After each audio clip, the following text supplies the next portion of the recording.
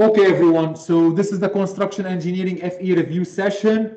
I am Dr. Azarad, and today we will talk about a lot of topics, very interesting topics in construction engineering. We will start by talking about construction management. What is the definition of construction management, project management? We will talk about estimating, scheduling, then end value analysis. End value analysis is a very important thing. It is in the FE review manual that will be provided to you during the exam, and there is a whole page actually about earned value analysis in the manual, so we will focus on it. We will talk about construction documentation, including plan, specification, request for information, all of that stuff. Procurement methods, what type of method do we have? Competitive bidding, value-based. Then we will talk about the project delivery method, and we will talk about the contracting, design, bid, build, design, build, construction management agency, construction management at risk. Finally, we'll talk about construction operation and methods. Also, this is complicated part. There is a focus in the FE on this, how to calculate, for example, a load for a crane, all of this stuff, the lifting, the rigging, dewatering, all of that will be covered, and definitely the equipment production. Again, this topic is very broad.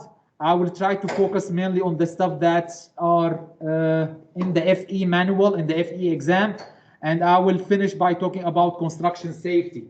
Construction safety.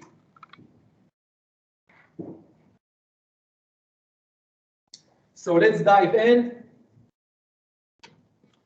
What is construction management? Construction management, start by talking about the project management in general. Project management, according to PMI, Project Management Institute, is the use of specific knowledge, skills, tools, and techniques to deliver value to people. That's the actual definition based on the PMI, Project Management Institute. I am a PMP, I am Project Management Professional, and that's the main definition that you need to know. Actually, here at the bottom of the slide, you will see that the standard for project management is PMI, or Project Management Institute. If you read the slides for the definition, the project management process of coordinating the entire effort of completing a job from inspection to its final end use. So we will do the project management from the early stage of the project, since we have what we call a case, business case, visibility study to see if the project is good or not, if we want to select one project from different alternatives, and how we are going to go through the whole process till we finish the construction, until we do the closing of the project, and even after the project is done, for facility management, for maintenance, all of that stuff. So PMI, again, the Project Management Institute, say that we have 5 processes. These 5 processes applies to all type of project, regardless if it's construction or other type of projects. These 5 processes will apply. Initiation, we will start by initiating the project. Again, talk about the business value of the project. Is the business meet with the organization mission and vision statement, for example? Then we will do planning. We will move to control and monitoring, then execution, and finally closing. These are the 5 processes, or the 5 phases that all the project will go through. Also, the Project Management Institute, PMI, say that we have a 9 area of knowledge, also apply to all type of project. Defining the scope. What is the scope? What is your objective of the project? What you are going to deliver at the end. For example, I am going to build a bridge. So the bridge will be my final goal. There is objectives to achieve that goal. I want you to understand the difference between objectives and goals too. The goal is the final product that you are going to deliver. The objectives is the small steps that you are going to follow till you reach that final goal. Scheduling, task sequencing, that's another area of knowledge. Cost estimating, budget control, all of these that you can read in the slide. We are going to touch on them today in a way or another. Mitigating risk, that's something very important, and procurement, subcontracts, and suppliers. So those are the 9 knowledge area that the PMI identify. So cost estimating. What is cost estimating? Cost estimating in general is forecasting the cost. Every time you say forecasting, that includes some type of risk, right? Because you are forecasting something in the future. And every time we talk about something in the future, there is a lot of uncertainty, correct? So In general, cost estimating is about analyzing some data today, study some historical information to forecast a cost of the project in the future. The project still right now on paper. We didn't start the project. We want to do a cost estimate at the beginning of the project. Mainly here we will focus on a quantity takeoff. I don't want you to summarize estimating by saying it's only quantity takeoff, because in my opinion that's wrong. It's beyond only quantity takeoff. It's only quantity takeoff. A software can do it for you. There is a lot of software today who can do the quantity takeoff portion of the cost estimate. There is risk embedded inside the quantity takeoff and inside the cost estimating process. So I want you to understand how I can identify those risks, how I can create some buffer in my budget, in my cost estimate to cover these risks. There is a lot of factors that could affect the cost estimating. The location of the project, that could be one of the main factors. Accessing the materials, accessing workers, accessing a lot of things change by going from one location to another. If I want to build the same exact design in Chicago City, for example, I want to take that exact design and build it in Birmingham, Alabama. Is it still the same project? It's not. It's not. Why? Different type of weather. First of all, we have snow in Chicago. It's hot in Birmingham. Different type of raw material availability, different type of skills, union versus non-unions, a lot of questions, a lot of changes. So all costs are subject to local market condition, and local market condition could be changed based on the location. That's very important, based on the estimator actually experience. So the experience of the estimator also is very important to find out a correct and reasonable risk and understand those risks and create some buffer in the estimate so we're still within the range. Okay? Any questions so far? Are we good? Excellent. We are still talking about cost estimating, and mainly when we talk about equipment, for example, one of the factors that we talk about in cost estimating, equipment. Are you going to lease it? Are you going to rent it? Are you going to buy it?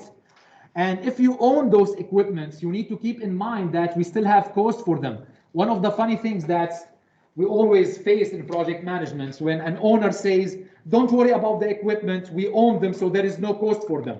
Even if you own them, you are going to pay for the operation cost, right?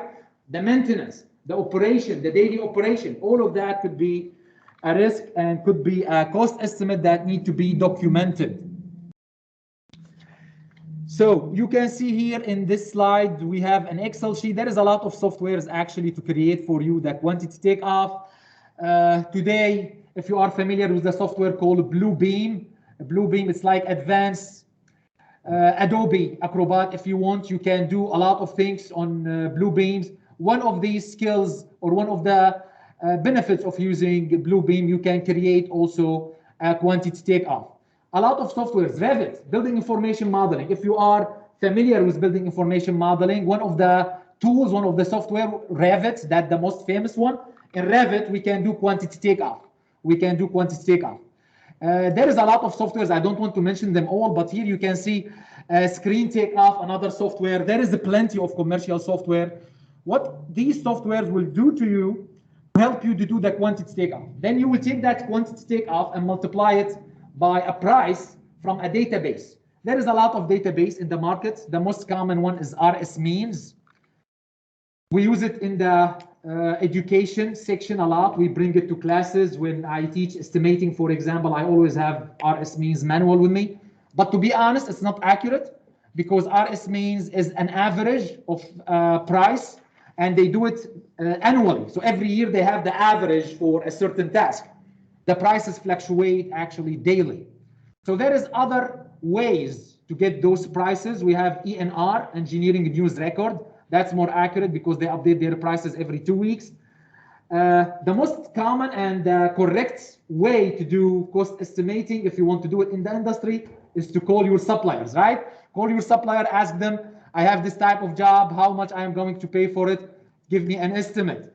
So you will do the quantity takeoff, then you will multiply those quantities with different numbers based on historical information from your maybe company, from your data. If you are expert on a certain area, if you are, for example, always build hospitals. So probably you have multiple projects as hospitals. You have been doing this for a long time. You can use historical data from your own database. RS means is another way of doing it. ENR, and the best way, call your suppliers. Square foot base size, actually this is coming from the RS means. You can see here, this table here, this is a page from the RS means. It's very common to use RS means. However,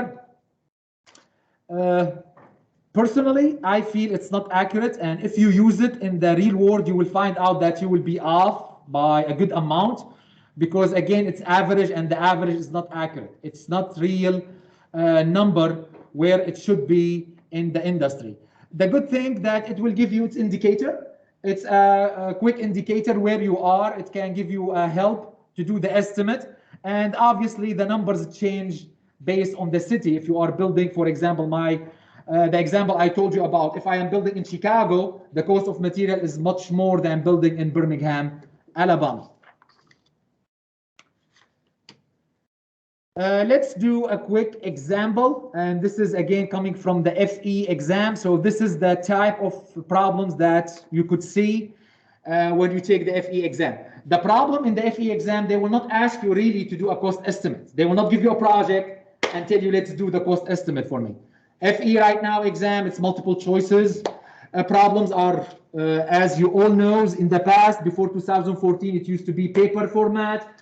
So right now the questions, they are easy, simple. They test how fast you can do the problem, at the same time get it right. So let's talk about this problem. Let's read it.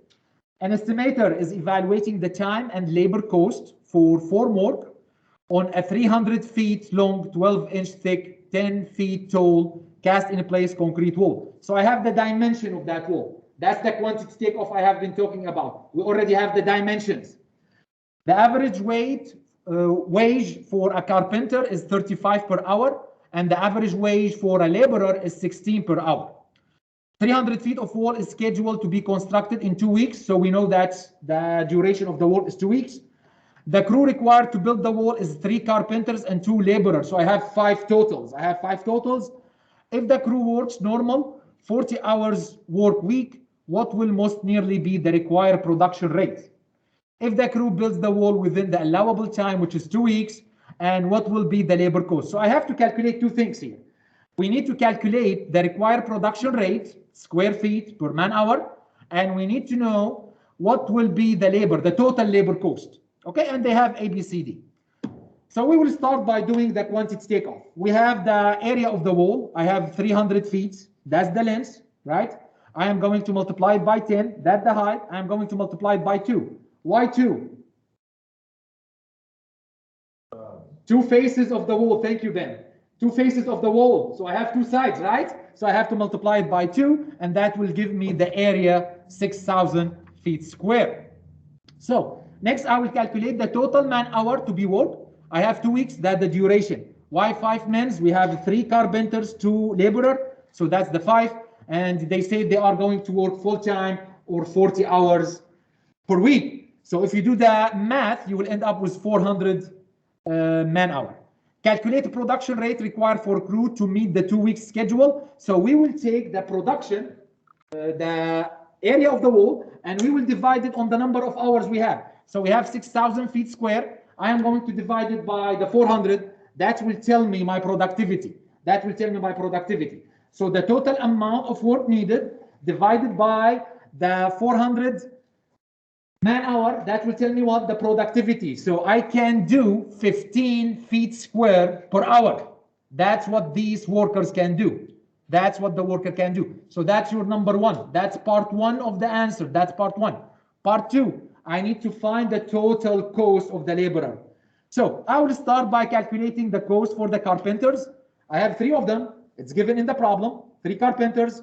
I'll multiply it by the number of hours, 40, multiplied by 2 weeks, that's the duration. And the problem says that I am going to pay them $35 per hour. Do the math, you will end up with 8,400. Same thing for the laborer. I have 2 of them, 2 laborer. multiply by 40 hours, that's the number of time they will work. 2 weeks, $16 per hour, you will end up with 2,560.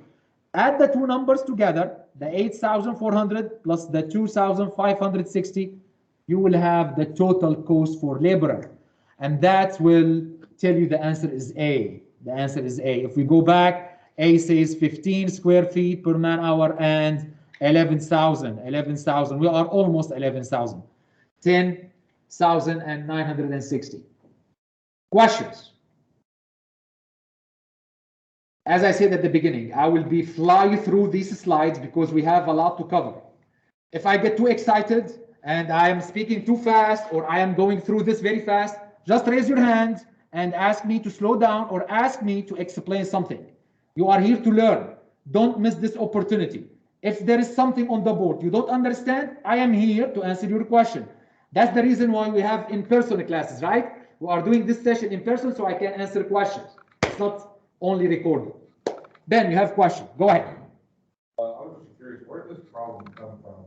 Do you make it? Does it come from a practice exam? Good questions. My problems, everything you are going to see, is coming from these two books. Okay? These are, I don't want to do advertisement for them, but in my opinion, this is one of the best. I don't want to say the best. This is one of the best books to prepare for the FE. This is explain the slides, what I am talking about, and these only problems. I have both. So this is mainly problem and practicing, and I get some of these problems, I put them in the slide.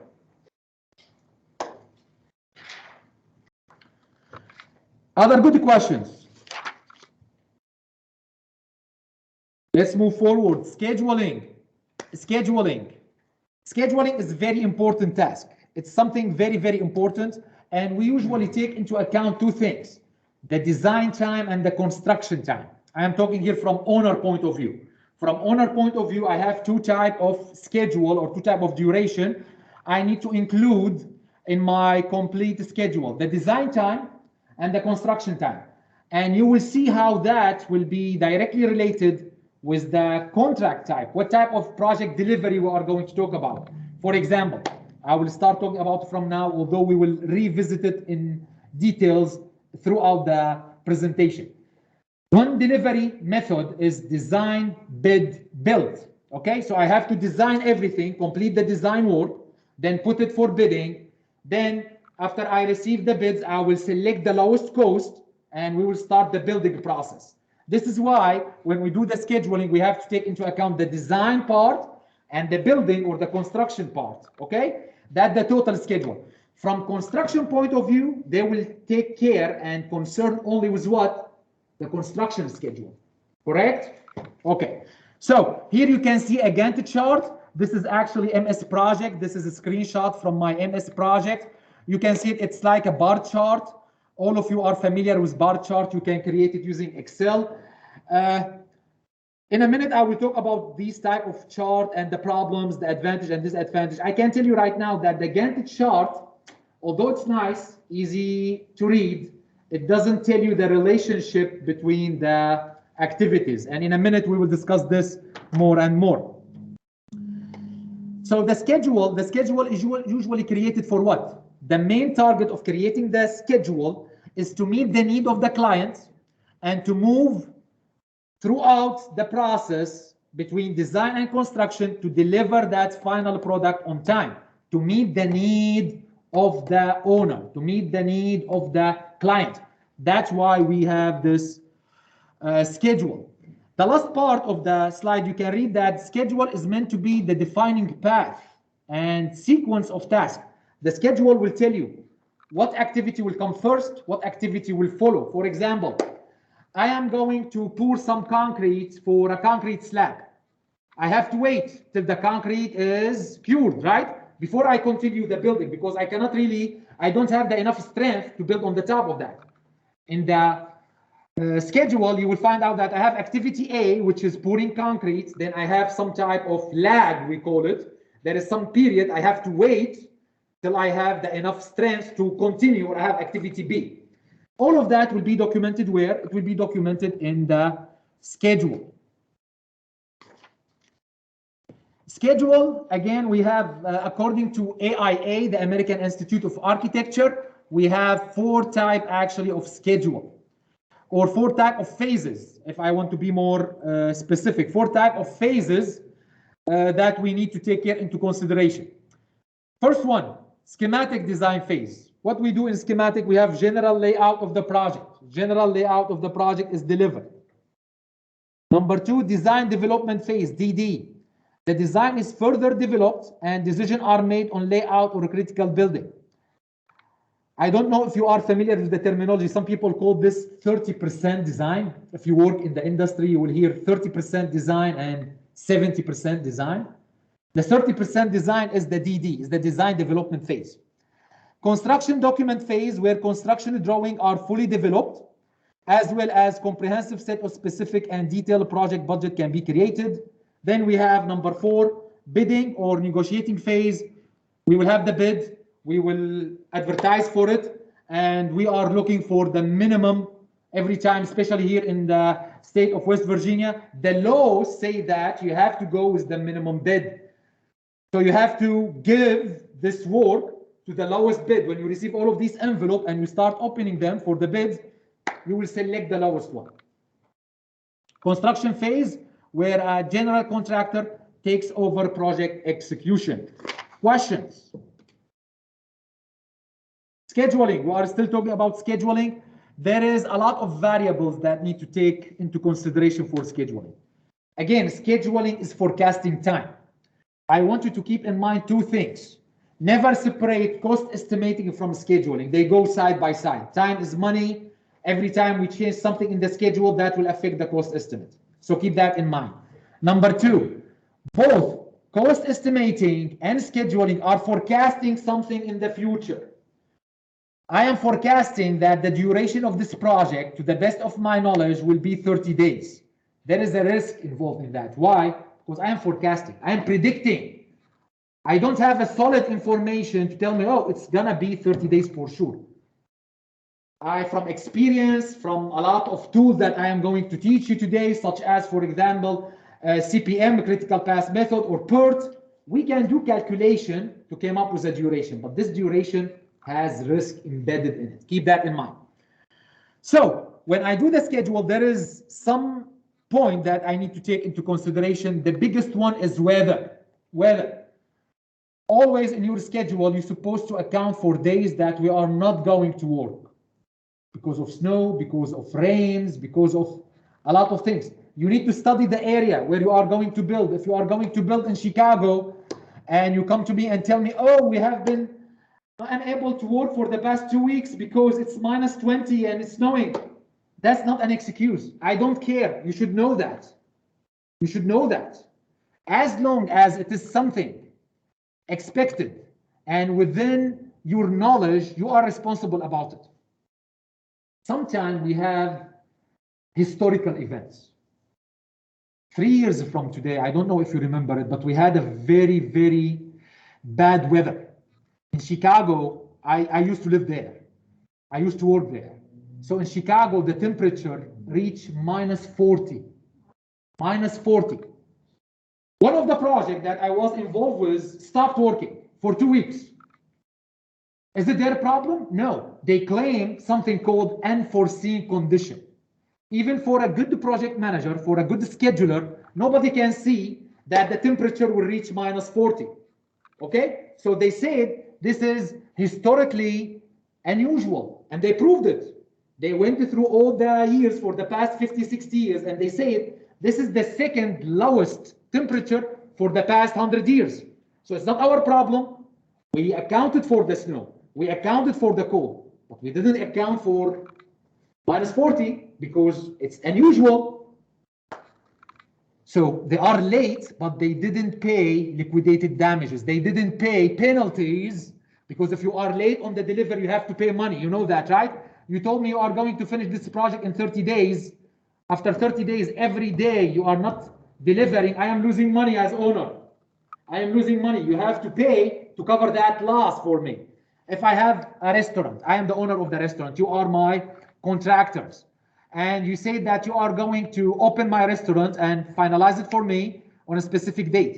every day after that specific date, I am losing income. I am losing customers. I am losing people who are supposed to be in my restaurant eating and generating money. Who will pay for that? You. That's liquidated damages, we call it. That's part of contract legal terminology. Going back here. Number 5, we have unforeseen condition. This is very common, especially for what? For geotechnical engineering work. Geotechnical engineering work, I am going to give you a quick example. I like this example. How many of you are familiar with geotechnical sampling? When we take a sample from the soil to know what type of soil we are dealing with. We take cylinder. What is the size of that cylinder? We take sample from the ground. Anyone can tell me the size? Roughly. 2 inches what? Wide? The diameter. The diameter. What is the length? From here to here? The bedrock, right? So it varies. Vary? Give me an estimate. 100 feet, 150, I don't know. It depends. Let's say that it varies. This is vary. Okay. And here 3 inches, 2 to 3 inches. Okay, 2 or 3 inches. Now, let's assume that you got the idea. So I am going to take a sample, 2 or 3 inches, and it has some depth, right? You got that part. Now, this is my land. I bought this land. This board is my land, and I am going to take this geotechnical samples from the soil so I can study the type of soil. The size of the sample, like the tip of my pen here. So I'm going to take one sample, 2, 3, 4, 5, 6, 7, 8, 9, 10, 11, 12, 13, 14, 15, 16. I covered it all, right? Do you think that by taking these samples from this big land, I know for sure what is under the ground? No. That's the unforeseen condition. We study what is under the ground by taking these samples. We will analyze the soil and we will tell you that, to the best of our knowledge, that's what type of soil you are dealing with. You start the digging, especially if you have a big project, you start digging so you can put the foundation under the ground. You find out you have a different type of soil. Or you have maybe some environmental problem, you have some contamination, and you need to move the soil out so you can build, right? All of these cost money. So cost estimating and scheduling need to account for these details. That's number 5, unforeseen condition. We talked about weather, we talked about unforeseen condition, we talked about the availability of labor in the local market. Next slide. Scheduling. We are still talking about scheduling. This is the Gantt chart. As I said before, Gantt chart is nice, easy. CEOs like it. Like, let me tell you one thing. If you are going to report your project status, I teach this in project management all the time. You need to know what type of information you need to report, when you need to report it, based on the needs of who need it from the stakeholders, right? So if I am going to send a status report to a top stakeholders, a CEO, somebody important, maybe a governor or whatever, somebody important in your project, I will send them what? Something easy to read, the Gantt chart. The Gantt chart gives you a very quick and simple way of telling where you are in the project. However, it doesn't tell you the relationship between the activities. I cannot tell if A's and B's has a relationship. Maybe A cannot start unless B start with it. Or A need to be finished before I start B. Go back to my example about pouring concrete. I have to wait. I cannot start the activity after that until the concrete is what? Is cured, and right now we have enough strength.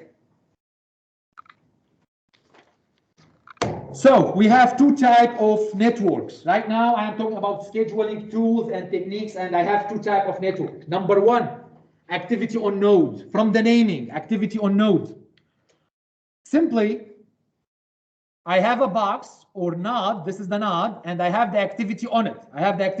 So I have the duration on each one of these nodes. In 2 slides, I will talk about something called activity on arrows, and I want from now to compare the 2. Activity on arrows, I will put the duration on the arrow. I will put the name of the activity on the arrow. Here, everything on the node, so the arrow meaningless. The arrow tell me the flow. I will take back the word meaningless. It has a meaning, but it doesn't have information loaded to it. Okay, so when I say activity A, for example, 2 days, I have activity B 3 days, I have activity E 4 days. What the schedule is telling me? The schedule is telling me that B follow A. So I cannot really, here we have a relationship we call finish to start. A need to finish before I can start B, right? That's what the relationship that I am reading from here. This is the network that we use for the critical path method. Critical path method, one of the methods to find the duration of the project. Is one of the most common method to find a duration of the project. And in a minute, I will show you how to do quick calculation. There is a long way using critical path method with all the details and the float and the forward pass and the backward pass. And there is easy and dirty way, quick and dirty way. You can find the duration based on the definition of a critical path method. So in a minute, we will talk about that more. But right now, from this slide, I want you to know that there is something called activity on node. And the activity on node, all the information where on the node. From the name, it's activity on node. It's not on arrows. Question. How are we doing so far? Are we good? Are you still with me? If you are still hungry, grab one of the pizza. Anytime, go grab one pizza. I need you to be energized. I need you to have a fuel with me so you can process the information. Here I am talking about the precedence relationship. We have many. In the slide, you are seeing only 3. I can count definitely more. But these are the main 3 that we are concerned about for the FE exam. Start to start.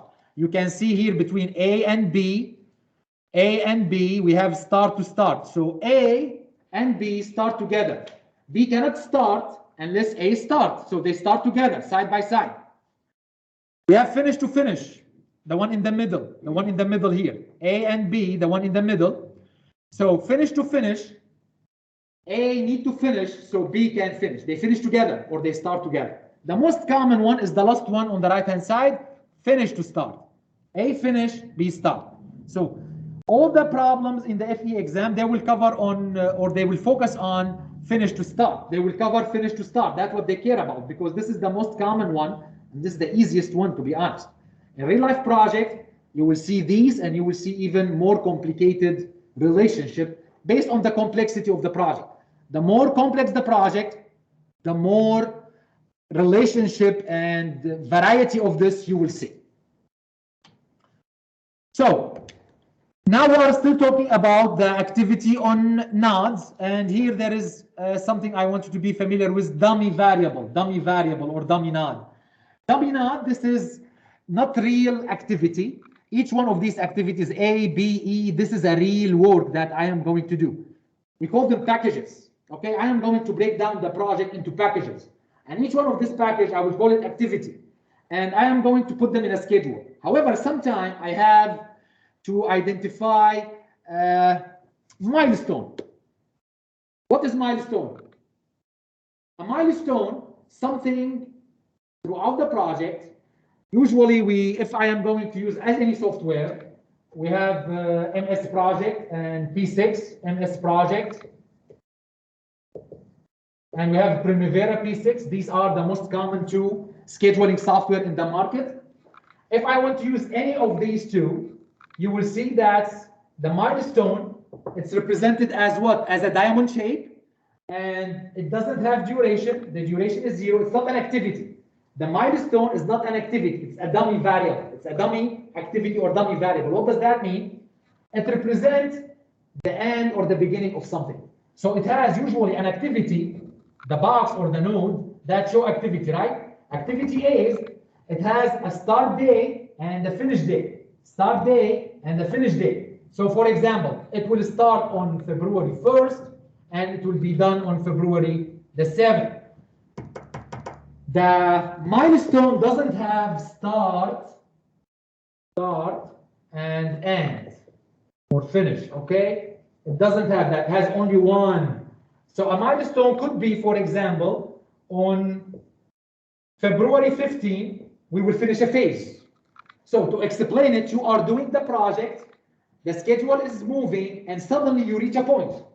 You reach something important, maybe finishing a phase, maybe doing something important, and you want to identify this important milestone in your schedule, what you do, you create a dummy variable.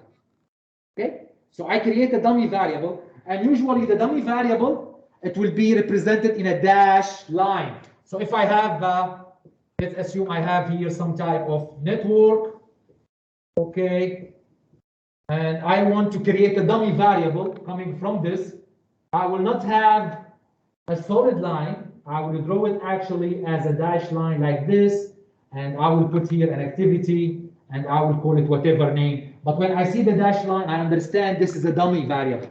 This is a dummy variable. Critical path. There is a definition here I want you to understand. This definition will help you solve a problem in the FE exam. The dummy variable is a concept. They may ask about it, they may not. But for sure, they will ask you about calculating the duration of the project. How? By using the CPM definition. So what is the definition? The critical path is the longest path through the network. So whatever paths I have throughout the network, I am going to select the longest one. That's the critical path. That's the critical path. It is the longest path through the network. Based on that CPM, I create my project schedule, and I say that this is the duration of my project, the duration of my project. So again, what is the critical path? I cannot hear you. I am old, guys. Huh? The longest path. No, not good enough. I cannot hear you. The longest path. The longest path. That's the critical path. Okay? Keep that in mind. I will use it in a minute. We will use it in one of the problems. So we talked about the definition, and we know that the definition is the longest path. Now we will talk about something, in my opinion, they will not ask you about it. I will cover it very quickly.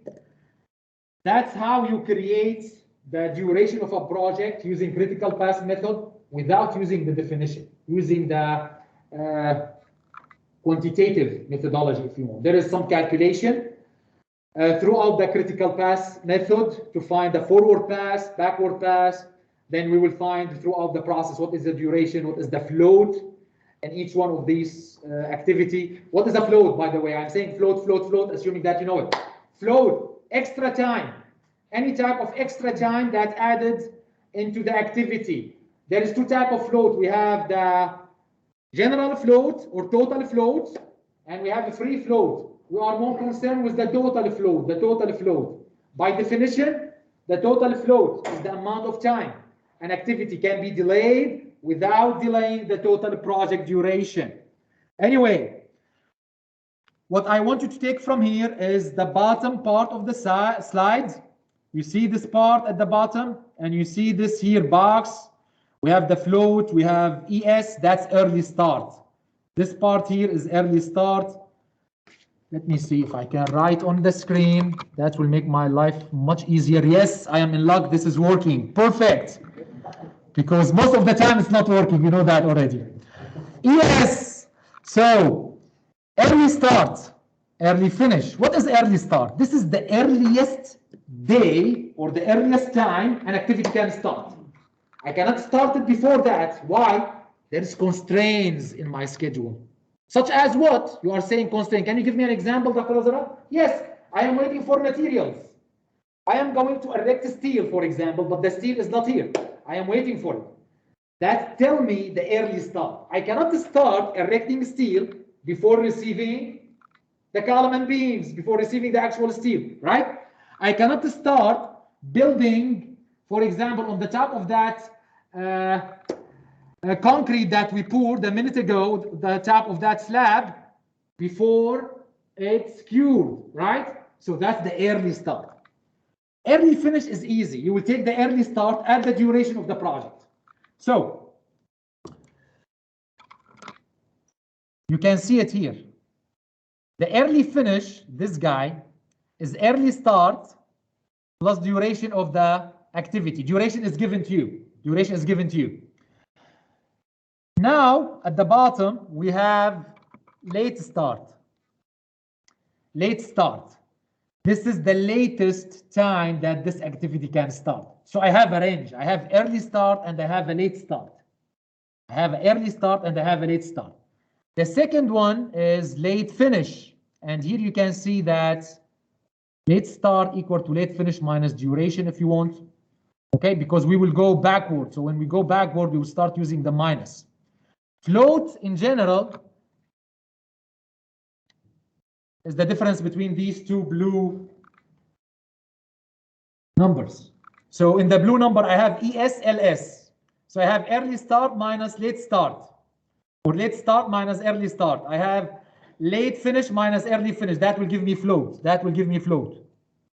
Is that 4 days? Float is 4 days, right? 4 days? Or you mean it is in days? What 4 days? The length of the task is 4 days. What's the duration? No, that's the duration. That's a good question. It is not. The 4 day is the duration. In a minute, I will solve a problem to tell you how to calculate the float. The 4 day is the duration. So it's not the 4 days. It's going to be calculated in days, but it is not 4 right now. We have no information about it. I cannot find it from this slide by itself because I don't know what is the early start. I don't know what is the early finish, right? So you need to wait. Right now, I cannot answer what is the float. There is no enough information in it. Yes, Ben? How is the duration 4 days if one task takes 5 days and another task takes 3 days? The average of them? No. One task take 5 days. Can you go back on that? Where is the 5 days? How you came up with 5 days? Never mind, never mind. Never mind. Because I have 2, 3, 5. I still have 4. This Yeah, is... I thought you were saying that's the duration of the total project. No, it is not. That. I got you. Okay, I'm good. Sorry. You are good. Don't worry. Don't worry. Actually, good question. That will lead me to my discussion about the paths. So I have A, B, E. That's one of them, right? The second one, I have C, D, E. If I add the duration, A is 2, plus B is 3, plus E is 4, right? And that's give me 9. C is 1, D is 2, and E is 4. That's give me 7. Which one is the critical path based on the definition? ABE. ABE.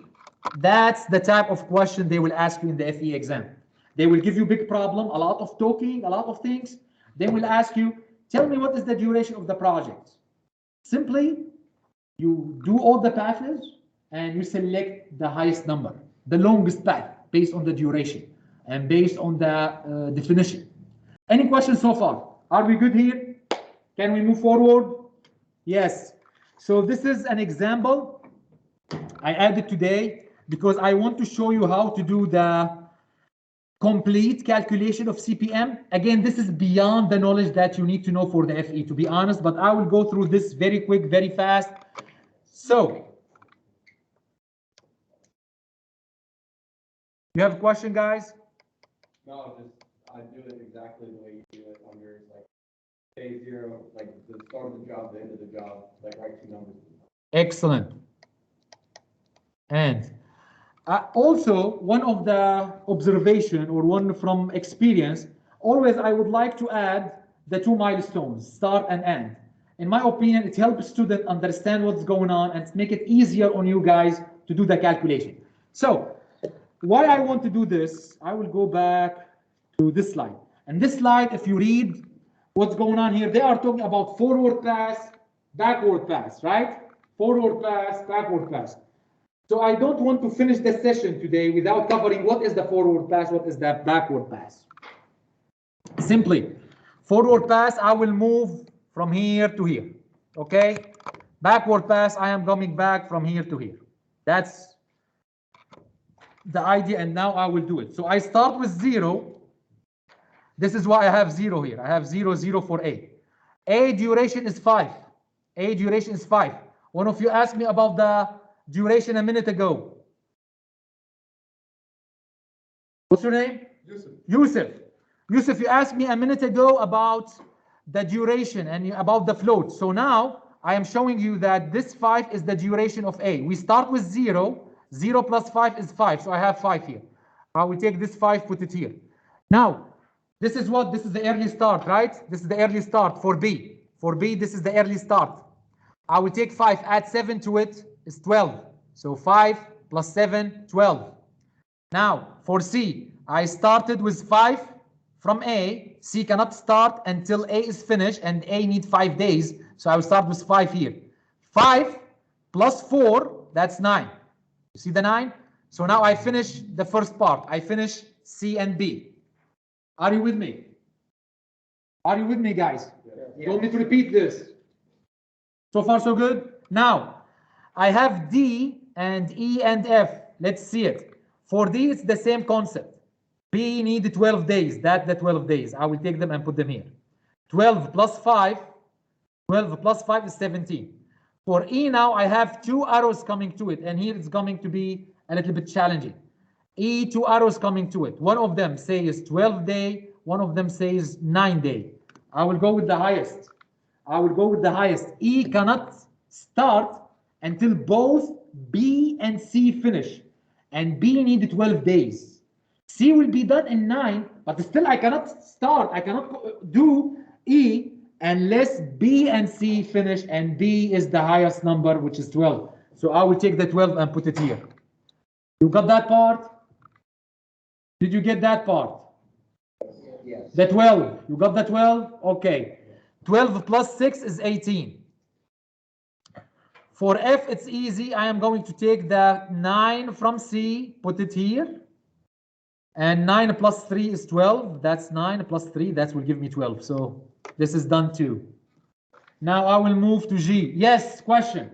Between them, D and E, why do you have a 13 and 18 right there? Between D and E? Yep, there, 13, 18. That's the bottom. That's the backward pass. That's a good question. Okay. This part, that will be the blue line going back. Okay? We are not there yet. Good question. So now I am focusing on the top. I am focusing on the forward pass. So for G, I have also 2 lines coming to it. One from D, 17. One from E, 18. Which one I need to take? 18. Why? Because the highest. So I took 18. 18 plus 8, 26, right? For H is easy. There is 1 arrow coming. That's E. So E, I have 18. I put here 18. 18 plus 5, 23. For I have 2 arrows. One of them coming from E, and one of them is 18. The other one coming from F is 12. Which one? I have 18 and 12. 12 and 18. Which one will go to I? Why? The highest. I cannot start until both E and F finish. So I have to wait until E is finished. That's why I have 18 here. 18 plus 4, 22. 22. Now I have, for J, I have I, H, and J. So I have 26 at the top. I have 23, and I have 22. Which one I will select? I have 26, I have 23, I have 22. Which one I will select? Because it's the highest. So this is the 26. Add 1 to it, that's 27. I would love to take the 27, put it here. That's make more sense when you take the final duration and put it in a node or put it in a milestone. That's the diamond shape here. So the milestone is 27. Now we will go back to the backward. The backward. Stay with me on the backward. The backward pass is more complicated than the forward. I will take the 27, put it here. So now I have 27 at the bottom. Are you with me, guys? All of you? Some of you are not looking at the screen. Guys, stop what you are doing and look at the screen for a second, because this is important. I took the 27, put it at the bottom. I have 27 here. I will take this 27, put it here. 27. Now I will subtract 27 minus 1, 26. 26 will go here. That's 26. 26 will go here, and 26 will go here. In the backward path, I will take the 26 and subtract the duration. I will take this value, subtract the duration. So 26 minus 8, how much? 18. Here I have 26 minus 5, 25. 26 minus 4, 22. And we will move backward. One last thing before I move forward, because again, this knowledge is, in my opinion, beyond the FE. They will not ask you about this problem. It will take forever to do it. They will ask you about the same question, but they will ask you to use the definition. Because here I came up with 27, and that's the duration of the project, right? I can come up with this definition or this value with a different way. How? By adding all the paths. So I can say A, B, D, G, J, that's 1. A, B, E, H, J, that's 1. Or that's 2. Add all of these durations together. So I can go with A, B, D, A. That's one value, right? I can add another one. I will add it here. I don't have enough space. A, B, E, H, A. And I can go through all of these paths and find the duration. That will tell me also the highest should be 27. Do I have to go through it? I'm trying to use the time in an efficient way. Yes, Zach. So does that mean the critical path is A, B, D? Okay. Yes, the one in red. Yes, GJ, exactly. The one in red. Say we use that method and we find the 27, and then we start backtracking. What happens when we hit a variance point like right there with the 4? Do we just start going through and then find the longest slope? Because then it's gonna take too long, with when we have 3 options in the middle, the center and task. You are talking about this part here in the backward? Because then we're gonna have the slope. That's how we calculate the slope. Okay, I will go back to that. He is asking me to continue the backward path. I stopped here. Yeah. So I want to know what it's going to do here. Okay? I will answer this question, but again, I want you to know in the exam, don't use this methodology, use the definition. Faster and easier. I will answer this question. So, good question. We are here. Let's clean it a little bit so we know what we are talking about. I will put it in red. So right now I have 22. Okay, from I, there is 2 arrows coming to F and E. And here we have the big issue actually here. E has 3 arrows coming to it. 1, 2, 3. One of them bringing 22, one of them bringing 21, one of them bringing 18. Right? In the backward path, I take the smallest value, not the highest. So I will take. Same as the forward path. Say it again. It'll be the same as the forward. It's not the same. The forward pass, you get the highest value. Now I am coming backward. I am coming backward. I am coming backward for these numbers at the bottom. So I have 22, I have 21, I have 18. Which one I will take here? The lowest value. The lowest value in the backward path. In the blue one, the backward pass is the lowest value. The forward pass, the highest value. Yes? With the critical path, they will be the same, though, won't they? What do you mean the same? Well, you see how on top of E, it's 12 and 18, and on the bottom, it's also 12 and 18? Excellent observation. What's your name? Jacob. Jacob. Jacob has very excellent observation. He jumped a little bit about the float. And he is asking, so he observed something very important. You see each one of these nodes or activity when we have the top and the bottom the same values. So we have 18, 12, 18, 12. And you notice that all the one in red that I answered Zach and I told him this is the critical pass, they are the same, right? What does that mean? The critical pass is the longest pass and also is the pass with the 0 float. Why 0 float? Because they have the same number. So I'm going to take 12 minus 12, 0. 18 minus 18, 0. Think about it. What is the float? A float, we say that extra time embedded in the activity, so it can be late a little bit without delaying the total project duration. Critical path. If it's a critical, I have no extra time. This is why it's critical. It's the most important one. I cannot be late. It has to be done according to the schedule. And this is why the whole duration follows that critical path. Okay? So to go back to Yusuf's question, in the backward pass, I will take the smallest value here. Same thing, for example, for B. I have from E coming 12, I have from D 13, I will take 12.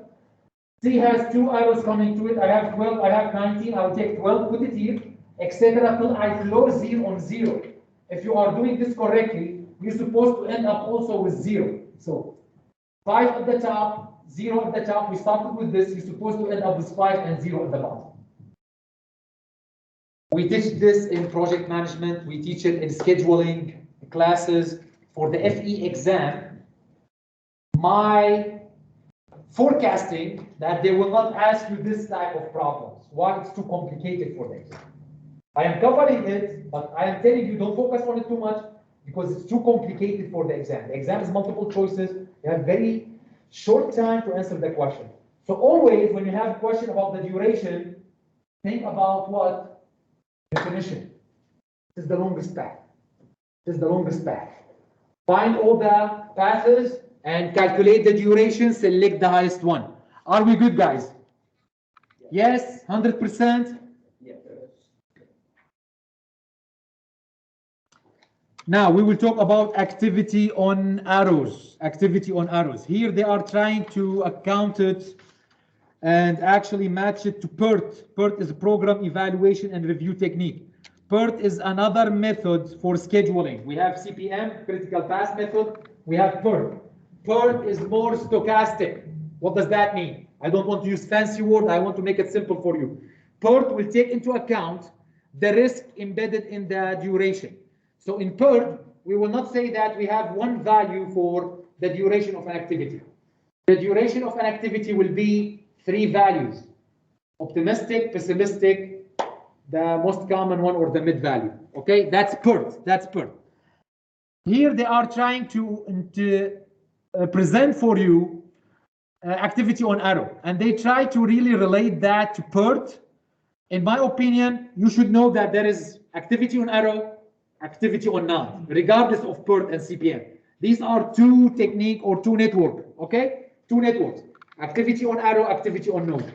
Today in the industry, we use activity on node only. We don't use this. Activity on arrow is the old way. This is an old technique, activity on arrow. Activity on node is the most common one. Okay? Simply, I want you to know it for the FE. From the name, activity on arrow. What does that mean? On the arrow, all the information. We have the duration, we have the letter, the naming of the activity. The 10, the 20 in the node mean nothing. You see these numbers?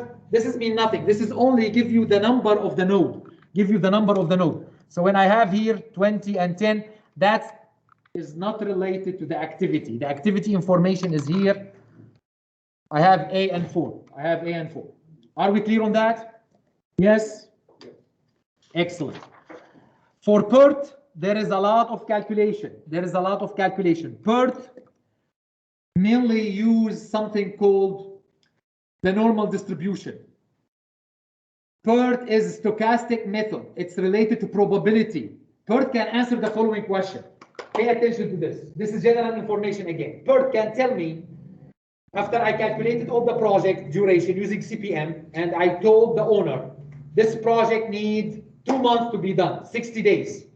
He approached me and he told me I cannot wait 60 days. Can you finish it with 50 days? What is the probability that we can achieve 50 days? I will use PERT. PERT is a probabilistic way, stochastic way, and I can calculate probability. So I can answer this question by saying, for example, I am 80% sure that I can finish this project in 50 days. Using what? Normal distribution.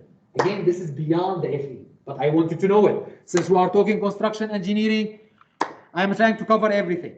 All what you need to know about PERT is this equation. This equation here. That's all what you need to know about PERT. This is the equation. Here it is. This equation says what? We have 3 duration for each activity. I have pessimistic, I have optimistic, and I have the mid value. Okay? To have the average of these, I am going to put more weight on the middle value. So I'll multiply it by 4. So I will say, according to PERT, duration of any activity equal to what? Pessimistic value plus 4 times the middle value plus optimistic. Divided by what? 6. I have 6 of them now, right? I have 4, 1, 1, that's 6. I'm taking average, regular average. So all what I want you to know for the FE exam is this, what I wrote in blue. Duration equal pessimistic plus 4 times middle, or most likely, some people call it middle, some people call it most likely, it's the same thing. Most likely, if you want, plus O, optimistic divided by 6. How are we doing, guys? Are you still with me? Yeah. Excellent. Now, allocation of resources. We have two things. Allocation of resources and resource leveling, and they are talking about it in this slide, both of them. Allocation of resources, by definition, write it down. Allocation of resources, by definition, is assigning the required resources to each activity. Assigning the required resources to each activity.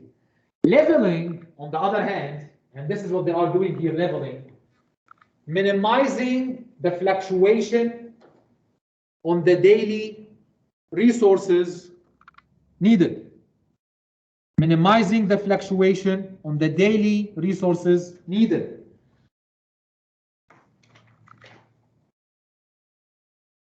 Pay attention, guys, for a second, just for a minute. So you see, this is without leveling. This is allocation of resources. I went through my activities and I say, for example, on day 1, I need percentage of resources. Let's assume I need 5 people. 5 people. Here I need 12. Here I need, I don't know, 8, 9. It's going up and down. That costs money. I need my group size to be as uniform as I can, okay? So, to minimize the fluctuation, we introduce something called resource leveling. You see these two top, I am going to cut them. How? I will move some of the resources from the non-critical activities. We say that non-critical activities, they have a flow. What is a flow? Extra time. So I can use 2 days from this activity and move those resources, equipment, manpower, whatever, and put them on a critical activity, so I can move these people, if this is non-critical, put it somewhere else, so I can minimize the cost. So 2 things to take from this slide. Resource allocation, give the required resources, whatever I need for each activity. Resource leveling is what? Minimize the fluctuation to save cost. Now a problem, an FE problem. This is the type of problem you need to expect. This is the type of problem. They gave you a schedule or they gave you a network. I don't care what type of network they are giving you. In this case, it is activity on arrow. It could be activity on node. It's the same thing. It's the same thing. They ask you what is the path of critical activity. Find the critical path. How I can ask the same question? How I can ask you the same question without saying find the critical path? What is the equivalent to this question? Or another equivalent, not the longest path. On the path with no float time. That's also correct. What does the critical path tell you? The duration of the project. So if I change this to say, what is the duration of this project? It's the same thing, right? So most of the time they will ask you find the duration. They will not tell you find the critical path. It is the same thing. If I say find the critical path, find the duration, it's equivalent. The critical path is the duration. So what we are going to do, we are going simply to go through these options that we have. We have ADHK, and we will add the days. So A, I have 5, D, I have 6, I have 4, and here I have 8 for K. Right? Add them together. Same thing for C, F, G, and K. And finally, if I add them all together and find the longest one is 30 days. So 30 days is what? Is the critical path, and also this is the duration. This is the duration. Duration of project. Any question? This is the type of problems that you need to expect. Easy, simple. It will take half a minute to calculate. I hope you can do that. The problem if you cannot do that. It's easy. Very easy one. Okay, another one was Perth. Another one was Perth. Using the Perth model, a construction project structural schedule has been narrowed down to 7 main activity. What is the most nearly the mean duration of activity 3-1? So they are talking about this one, right? And they are asking about the mean duration, and we said the mean duration is equal what? According to Perth, we will take the optimistic plus pessimistic, and we will multiply the middle by 4, add them together, and divide them by 6. That's what they have done here.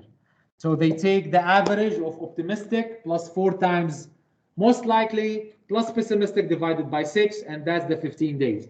This is another question comes straight from the FE exam. Are we good, guys? Yes? Wonderful. Earned value method. Earned value method. The manual, the last page of the civil manual, they have a full page actually about this earned value method. So in the manual that will be provided to you, which is the only resource available for you during the FE exam, the last page of the civil engineering part or section is about earned value method. Almost everything in that page about earned value method. And right now I am covering that. What is earned value method? It is a management technique, project management technique, that correlates actual project value with earned value. So we have actual project value with how much we earned or how much we budgeted for.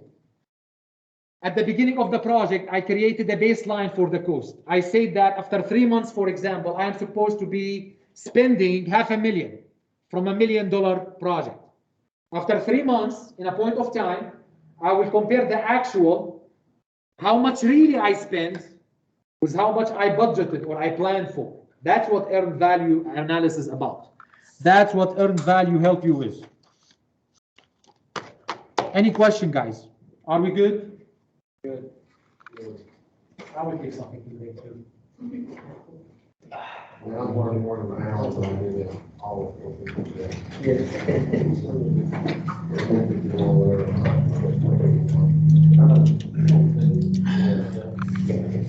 You did it. We're gonna go, if there was an assignment turned in, that's it.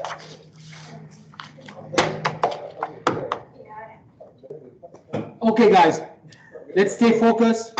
We have a lot to cover. We are still at 25, slide number 25. So, 3 values I need to understand. 3 values I want you to understand the meaning behind it. Not about memorization. We engineers don't like to memorize, right? I barely know my name. I barely memorize my name. So, I always want you to know how to use the information, how to understand it. It's not about memorization. It's about understanding the meaning, the knowledge. So here we are talking about 3 values. I will start here. So budgeted cost of work schedule. The budgeted cost of work schedule. What does that mean? How much work, write it down. How much work should be done? That's the estimated cost for it. That's what I estimated at the beginning of the project. At the beginning of the project, I created an estimate, right? And that baseline, that estimate, tell me how much work should be done by now. Number 2, actual cost of work performed. Actual cost of work performed. That's easy one. That's the actual cost, or how much did the work that is done cost me? How much the work that I already performed cost me? And you need here to think about something. I planned for some type of work, maybe I didn't finish it all. So I want to know the work that already done, the actual work, how much I paid for it. That's what is the actual cost of work performed means. The last one, budgeted cost of work performed. Budgeted cost of work performed. This is how much work is actually done. The work that is actually done. what is the cost for it? What is the cost for it?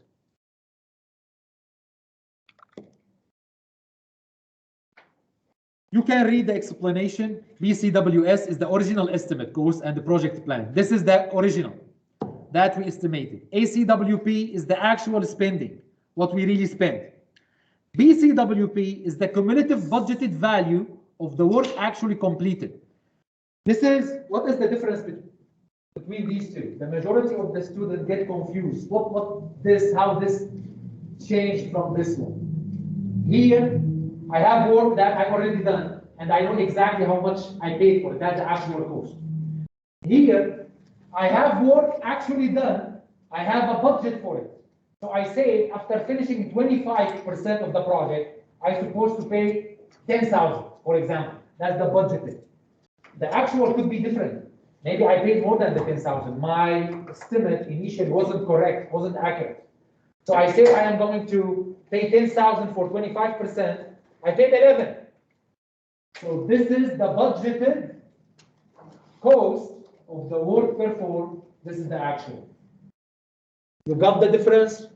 Yes, no? Yes. 100%. Are we good? If you are good, give me a thumbs up. Perfect. Let's solve some problems. Let's talk more about the variance before we solve some problems. Why earned value is important? Earned value will answer two questions for me. Will answer too many questions, not only two. But for the FE exam, we are interested in some questions. For example, am I over budget? Am I under budget? Am I behind schedule or ahead of schedule? The cost variance here, tell me if I am behind budget or overrunning the budget or underrunning the budget, where I am budget-wise. The schedule variance, tell me time-wise, I am behind schedule or ahead of schedule. Then we have CPI and we have SPI. CPI, Cost Performance Index. Here also I want you to pay attention to the following. CPI, Cost Performance Index, doesn't tell you if you are ahead of schedule or if you are behind budget or where you are budget-wise. CPI is mainly about the efficiency of using the money. I will repeat what I just said. CPI, another area to confuse students. What is the difference between CPI and CV? Cost variance, cost performance index. Does they tell me the same thing? Why I have two equations and they tell me the same thing, right? Cost variance, tell me if I am running over budget. I am spending too much money maybe. I am running over budget. CPI, tell me how efficient I am running the money. If CPI is more than 1, we are good. Suggest that the project is operating efficiently. Okay? Same thing for SPI, or Schedule Performance Index. Schedule Performance Index, always more than 1 is good. Below 1, we are in a bad shape. When you have a negative number for CPI, SPI, you are doing a bad job. You are behind the schedule, you are overrunning the budget. Why? Because your productivity is low. You are not efficient. Maybe you have a lot of waste. You are using too much concrete, you are throwing it on the ground. Maybe we will talk about learning curve in a second, actually, at the end of this session. Maybe your crew workers are not productive. They are showing up to work and they sign up for 8 hours, they are working 2. The rest of the day, they are doing something non-productive. It's happening all the time. Now we have two values also to talk about: budget at completion. And from that, we will have estimate to complete. Estimate to complete here is the value representing the cost of work required to complete the remaining work. So I already spent some money. How much left to finish the project? That estimate to complete. Estimate at completion is the projected total final cost of work when completed. This is the S curve. In the industry, we call it the banana curve, or the S curve, that's the official name. That's the S curve. The S curve, simply, we will start with this guy here. Performance measurement baseline, that's the blue line. You see this line here, blue line? I will start with it. I will take a point in time. Snapshot, stat point. Take a snapshot of this 1 point at time here. So I am going to cut the performance measurement baseline. And I will compare where I am today. So for example, the actual cost of work supposed to be here. I find out that I am above, so I am spending more money. You see this red one here? You see this red? I am above where I should be. That's the baseline. That's the baseline. I am above it. So that's the actual. That's the actual. I am above it. And if you see the bottom one here, that's the budgeted cost of work. That's the perform. That's where I budgeted for the actual work. The difference between these two will give me the schedule variance. The difference between these two is the cost variance, and variance at completion is the difference between these two. For the FE exam, I don't think they will ask you about it, reading it, or do anything with it. Generating this graph is not easy. Generating this graph needs a lot of information. As you can see, I have the time here, and I have the cost or the value on the y-axis, and I need to know what point we are talking about to generate this. It can be generated by hand, yes. I used to assign it as a homework, but again, for the FE exam, they will not ask you about this. They may ask you, what is the S-curve? Or talk about the S-curve in general, in conceptual question, but there is no calculation involved with the S-curve. Another question. This is the type of question you need to expect for the FE exam. This is the type of question about CPI. A project manager is using the earned value analysis for tracking cost. Looking at weekly job cost update report, the project manager observed that his current expenditure reached 100,500. That's the first number here. Checking his original estimate cost, the project manager recalled that the material budget was 150. If the project is 75% complete, this is, in the industry, we call it percent complete or percent of completion. This is something very important. This is tell you where are you right now in the project. Find CPI. Find CPI. So we need to remember, what is CPI? CPI simply is these two values. That's CPI. We will take the budgeted cost of work performed divided by the actual cost. So I need to find the budgeted. The actual is given. The actual is given. It is here. This is the actual. And they give me this value. That's the budgeted cost for all the work. How much work performed? Work performed is 75%. So I need to multiply the 150 times 75%, and this is what we have been doing here. So 150 times 75%, that's the percent completion, to get the budgeted cost of work performed, because we perform only 75% of the work. Talk to me. Are you following? Yeah. We perform 75% only. So I cannot take the whole amount of money and say that's the budgeted cost. That's the budgeted cost for 100%. That's for the whole job. For 75%, it is part of it. Then I will take this and divide it by 100, 500. I will get this value, 1.12. It is more than 1. What does that mean? Excellent. You are good. You are doing great management, effective management, material-wise, and you are saving on cost. You are saving on cost. And the answer is D. Construction documentation. Any question on earned value before I move to construction documentation? Earned value is something very important, and I want to make sure you got it 100%. Question about earned value.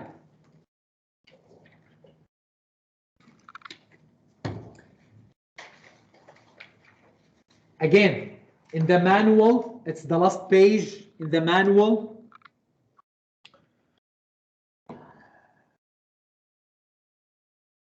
Anyone has the manual on you? The FE manual? Not the one from NCEES. That's the one I'm talking about, the actual manual. The handbook. No? Okay. You have it? Okay. Yeah, I got the PDF. You have a PDF. I have a PDF too. I will find it for you guys. Don't worry. I have a PDF. I thought somebody have maybe a digital copy. Let me see if I have it here somewhere. FE. Here you go. Okay, I got it. So guys, let me see. We need to share this too, so to make sure.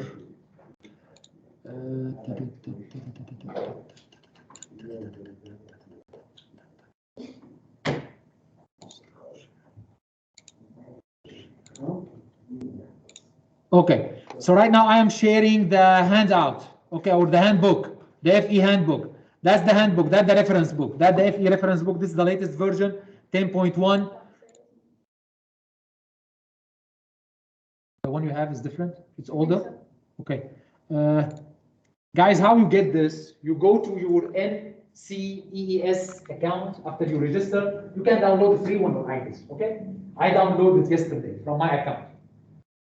So you can always go to NCEES account, your account, and download this for free. Other than that, you will pay for it. If you try to buy it, it's expensive. I don't remember how much, but it is expensive. But it's available for free for anyone who has an account. You don't need to register for the exam to have it. Just have an account. I took the exam long time ago. I went to my account.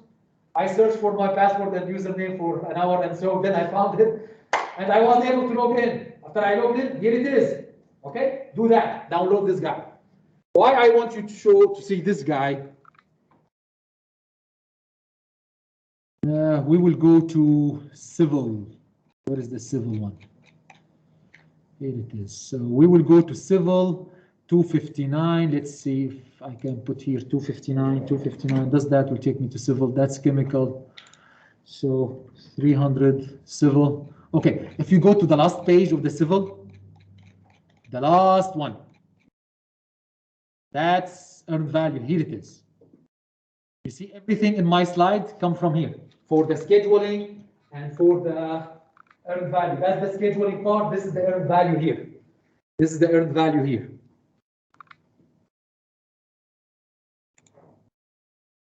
Call in progress. Click here to go back to the call screen.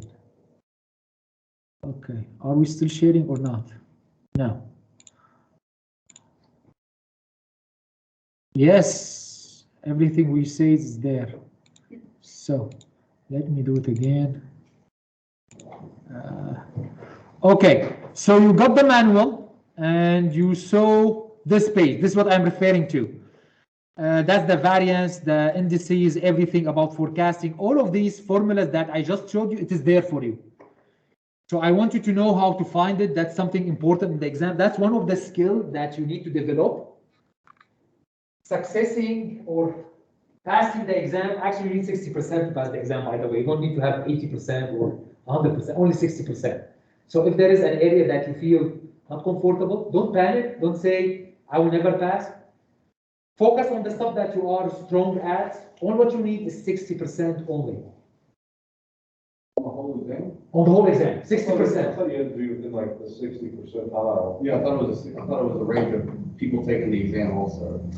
I will tell you what, there is no quick answer and data about what is the grade to pass. Right. When I checked, and I checked 2 days ago, I think it's 60%, but I'm not sure if it's compared to the people who are taking the exam, the top 60 percentile or not. But there is no grade. Like they are not saying, okay, you have to get this grade to pass. 60% or 60 percentile. If I want to compare it, he's adding a good point that it's compared with the people who are taking the exam. So for example, if you are unlucky, everybody is perfect, everybody is very good, taking the exam with you, 60 percentile is higher than other year maybe when not very good people are taking the exam. You see? But still, you don't need to be 100% good. What do you want to add, Zach? That just says that the average minimum score to pass is between 60 and 70%. This is what I thought. This is what I thought. I thought it's 60%. Maybe it's percentile, maybe it's not. It's not a problem. We don't want to waste our time discussing this. Yes. What I'm trying to tell you, you don't need to know everything to pass the exam. That's my point. That's what I'm trying to tell you. Focus on the stuff that you know.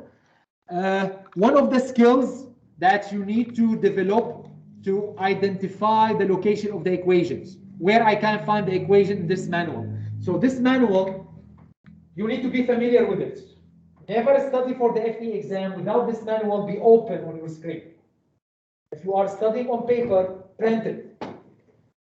This manual, you need to know exactly where is the equation you are using, because that's what you are going to do in the exam. In the actual exam, you will not memorize all the equations, right? I just said that we don't like memorization. So you need to go to the FE manual, the handbook, find the equation. If you are not prepared to do that skill very efficiently, you will lose a lot of time trying to find the equation. We don't want that. We want to know, for example, the last page in the civil engineering is construction. Did you get that? The last page for my section in the handbook manual, the last page of the civil engineering section is everything about construction. It's only one page. So if you have a problem with earned value analysis, go to this page. Okay, we will go back here. Construction documentation. The plan, the document, the contract, all of that will be covered in the next couple of slides. Construction plans, in the old days, everything used to be in print, using CAD, AutoCAD. Today, again, building information modeling changed the game, changed everything. Everything you are seeing on the left-hand side, this part here, this is the 2D elevation. This is, you have maybe the 3D elevation up. So again, from the plan, you can see that we have all the detail, the description. If you are a structural engineer, if you are a construction engineer, you need to know how to read these plans. Part of the quantity takeoff is reading this. If you don't know how to read this, you will not be able to do estimating in real life, not for the FE. Okay? So, specifications. We have something called Construction Specification Institute. I want you to remember this name, Construction Specification Institute. You would be surprised that even people in the industry, people who are doing construction management and project management on a daily basis, they don't know that the master format or the standard format that we use in the construction industry coming from something called Construction Specification Institute. Construction Specification Institute, this is the institute that create all the specifications for the cost estimates. What does that mean? You see these divisions? We have 50 divisions. 50 divisions. In the past, there used to be 16 divisions. If you are old schooler, if your father in the engineering industry, in the construction industry, they will tell you they used to be 16. Okay? They add more and they make them 50. They get more specialized. What is the reason of this? We want to have a standardized language. Everything start with 3 is what is concrete. So if I have an item start with 3 in my cost estimate, that's a concrete word. In a minute, we will talk about breaking down the project into a hierarchy of activities. We call it work breakdown structure. Work breakdown structure, when I break down the project into different activities, I will use these divisions. When we create the cost estimate, you will use Excel sheet.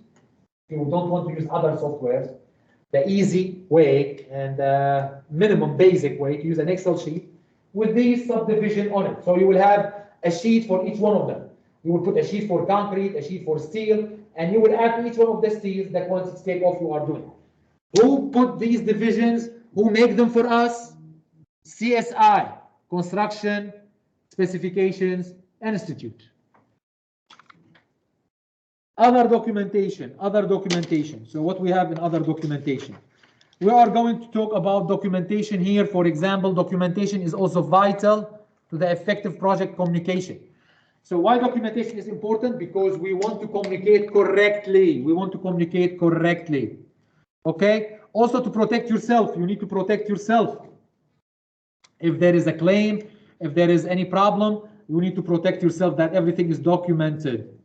Now, From this one, we have procurement method, and we have two of them, competitive bidding and negotiated.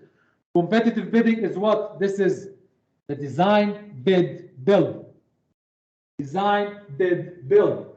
It is the competitive bidding from the name. I will finish the design, I will put it for bidding, we will have a competition, then we will give it to the lowest price. Negotiated, here we have different type of contract. The project manager or the construction manager could help, the engineering company could help. Here we could use RFPs, request for proposal.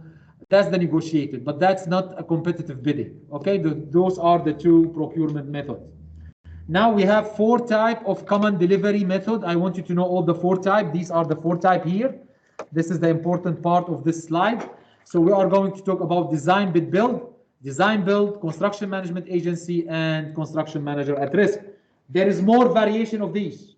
Again, I am trying to focus on the stuff that related to the FE. There is variation of each one of them. There is variation. There is more naming. But these are the main common ones.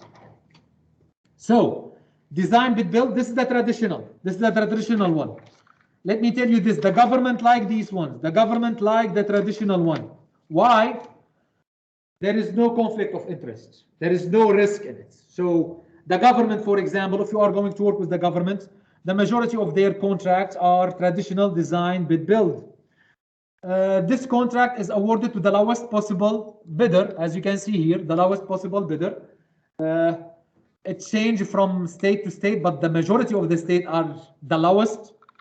You can challenge that, but it is really hard to challenge that. But I saw some people try to challenge it based on the qualification of the bidder. One of the variation is the multiple prime method. When we do design, bid, build, simply engineering company will design, we will put it in the bidding, then a contractor will send their offer for that bid. We will open all the offers, we will open all the envelopes, and we will select the lowest bid. In the multiple prime method, I will have multiple contractors. So instead of having a general contractor dealing with all the subs, I am going to have one contract with each one of the trades. So I will have one with the electrical trade, one with the mechanical, one with the plumbing.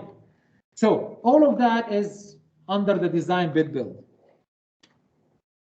Design, build is another one. A lot of people like the design, build. It's faster, definitely it's faster. Why? Because you are eliminating one of the steps. There is no bidding. The same company that design, construct for you. It helps more communication between the designer and the construction, right? It's faster. It can help improve the schedule. However, and take this from experience, if you don't really trust the company that doing design bidding or design build, we have problems. They could cut corners to make the price work for them and you.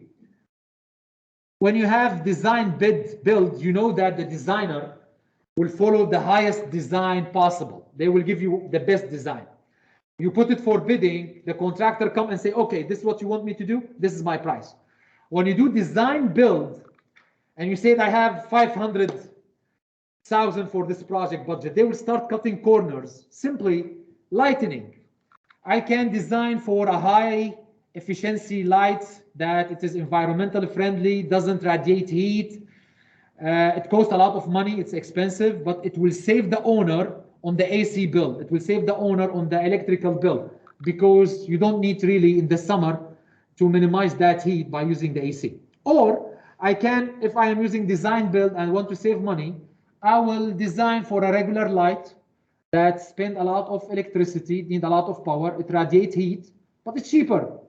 And I can tell you, I minimize the budget for you to fit your capabilities or what you have, to fit the 500 that we are talking about. So you see the difference? So design build is good, it's fast, if you trust the company that's doing that for you.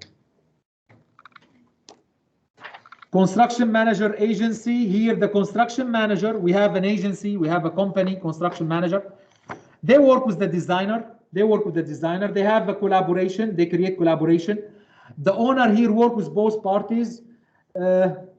So we still have two separate parties. We have the designer and we have the contractor separate, and the owner work with both of them.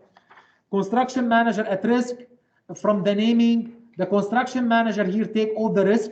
That's why he is at risk. And actually, the owner will work with the construction manager, but all the risk will be shifted toward the construction manager. Here, the construction manager take responsibility for contracting with all the subcontractors. This is a summary of the advantage and disadvantage of each one of these delivery methods. Again, although design bid build look like no good, cost transparency no, reduced schedule no, project collaboration no, the government asked for it, required. And again, as I said, sometimes it is a peace of mind. You know that you are getting the right thing. Design build, it has a lot of advantages as long as you trust the people who are doing it. Delivery method, there is a question. This is coming from the FE exam. I will not read it for you. You can read it on your own. What delivery method should the project manager choose? So simply, I will read what is in red. Since the owner is worried about maintaining cost transparency, the traditional design bid build method is not for her. So that's number one, elimination technique. We are not going to choose B, design bid build. And in the problem, they say that the contractor and all subcontracting for special trade. So the contractor will be responsible for working and contracting with the subcontracting and specialty trade. That leaves me with the construction manager at risk is the likely best delivery method. So construction management at risk is the best fit, although in real life, all of them could work.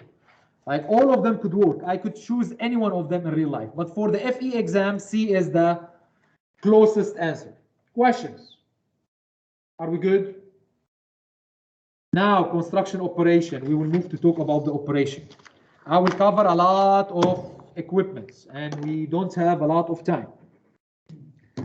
So, you see excavation, loading equipment, hauling and placing equipment, compacting equipment, all of these equipment, I am going to cover it in the next slides. So starting with excavation and loading equipment. From this slide, I want you to understand the production and measurement will be in what? Cubic yard per hour. That's the production, cubic yard per hour. And here you can see some of the estimates. If you are going to create your cost estimate, we know that the backhoe, 1 yard, the cubic yard, 1 cubic yard to 3 cubic yard, the excavator, 1 cubic yard to 5 cubic yard. Those are actually, it's mainly for clearing and grubbing. So it doesn't have really any loading stuff. Loader, 1 cubic yard to 9 cubic yard. I want you to be familiar with them. I don't think that they will ask you about the equipment.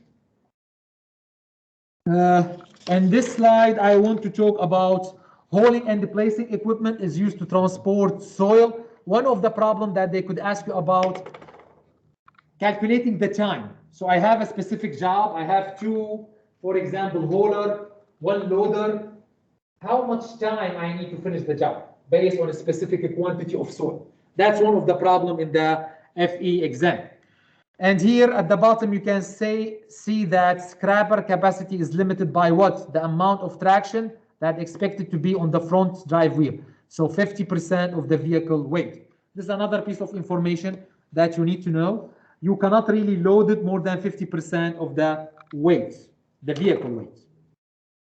Here we are talking about the compaction equipment. There is a lot of them. There is big size, small size. Again, the same question in the FE. They are talking about productivity. They are talking about the time and all the measurements in what? In a cubic yard per hour. So all the calculation will be cubic yard per hour. A grading equipment, also they are talking about grading and finishing equipment is used to get distributed soil graded to the proper elevation. You already know that. Same units that we are going to calculate. Cranes. Crane is more important. Crane is something you need to stop on. Why? There is calculation on the crane. There is more calculation on the crane. And that's something you need to be familiar with, something you really need to focus on the crane. And there is example at the end of this. We have two types of cranes. There is mobile and tower. There is mobile and tower. We will start with the mobile. This is the drawing for the mobile. You see all of these, the body diagram, if you want to call it, with all of these, terminology. This is something you need to be familiar with because there is calculation about the mobile crane in the FE exam. So mobile crane are usually powered by diesel. We know that the advantage of mobile crane is to apply or the ability to move around the job site.